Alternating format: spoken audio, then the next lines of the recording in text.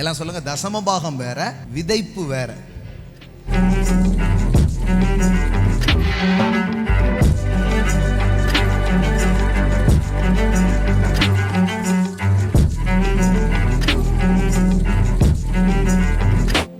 டைதிங்ன்றது என்ன, தசமபாகன்றது என்ன?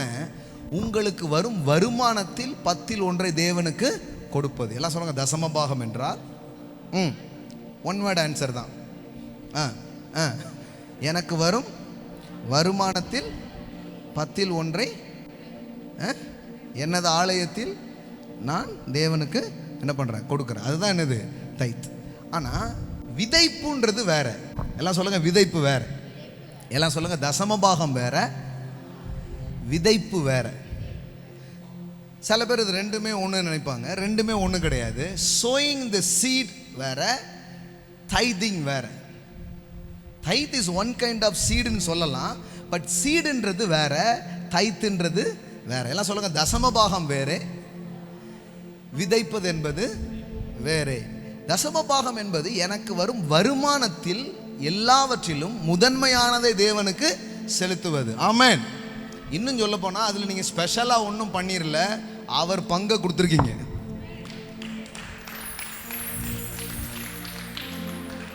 புரியல? மறுபடியும் சொல்றேன். தைத்து நீங்க கொடுக்கும்போது உரியவருக்கு அவர் பங்கை கொடுத்துருக்கீங்க.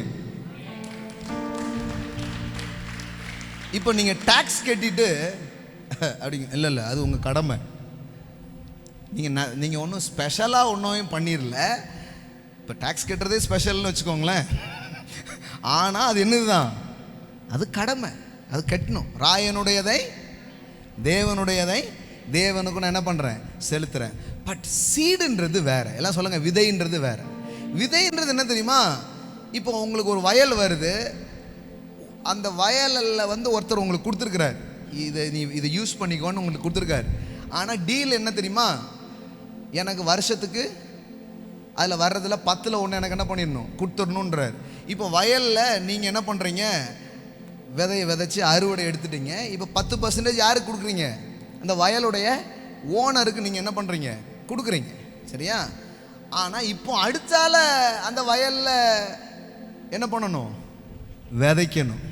அப்போ கொடுத்தது அது கொடுத்ததுனால கொடுத்தது, விதைக்கிறது வரணுன்றதுனால விதைக்கிறது. எத்தனை பேர் புரியுது? எல்லாம் சொல்லுங்க, seed it's a difference from tithing. Amen. இது ரெண்டும் ஒன்று கிடையாது. தைதிங்ன்றது it's belong to God. But சீடுன்றது என்ன தெரியுமா, அடுத்த அறுவடைக்காக நான் விதைக்கிறேன். இன்னும் உங்களுக்கு புரிஞ்சுற மாதிரி சொன்னா, வந்ததிலிருந்து விதைத்தால் தசமபாகம், வருவதற்காக விதைத்தால் விதை.